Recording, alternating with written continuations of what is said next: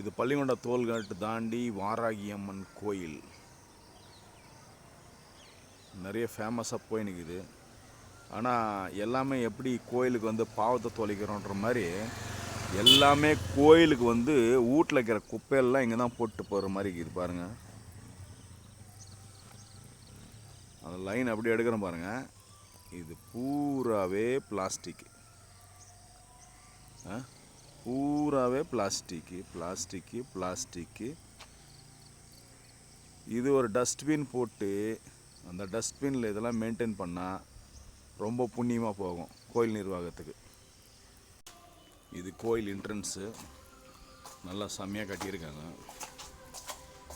நான் இது வரைக்கும் இந்த கோயிலுக்கு வந்ததில்லை, இப்போ தான் ஃபஸ்ட் டைம் வரேன். இங்கே ஒரு சிலை இருக்குது, உள்ளே போனோம் கோயிலுக்கு. இதுதான் என்ட்ரன்ஸு.